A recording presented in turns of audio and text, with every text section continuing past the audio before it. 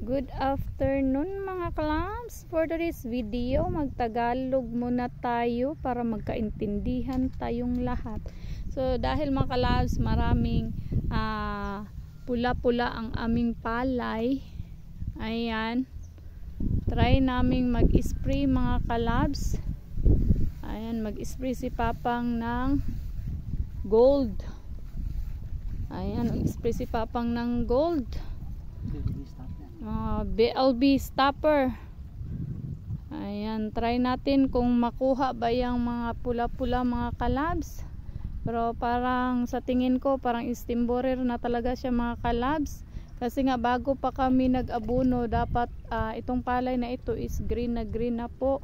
Pero sa nakikita namin, ang dami nang nagpula-pula. So para ma-stop na ito mga kalabs, mag-try kami mag-apply ng BLB stopper. Tapos sabi na pang, ano pa yung tinira mo dyan na ititira natin sa ating palay?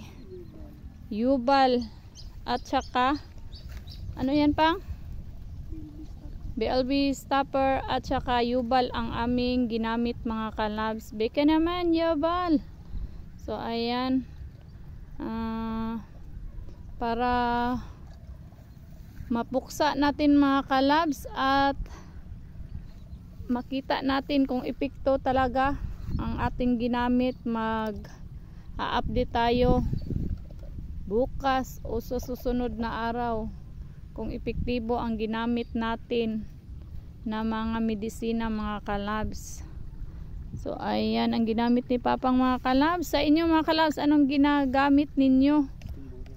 Para sa steam borer, akala namin mga kalabs ano lang siya, normal lang kanyang pagkapula, pero steam borer na pala. So puksain natin mga kalabs.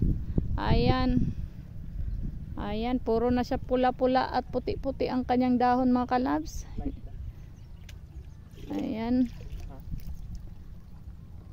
Ayan na mga kalabs, tinira na ni Papa ang BLB stopper, gold at Yubal.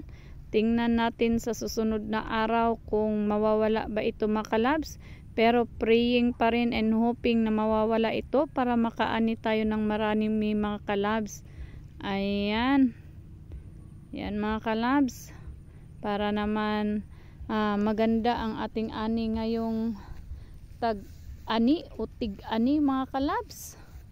Ayan, tirahin mo na yan dyan pang. So bless this farm Lord.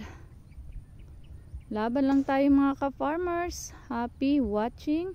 Love tayong lahat. Happy farming.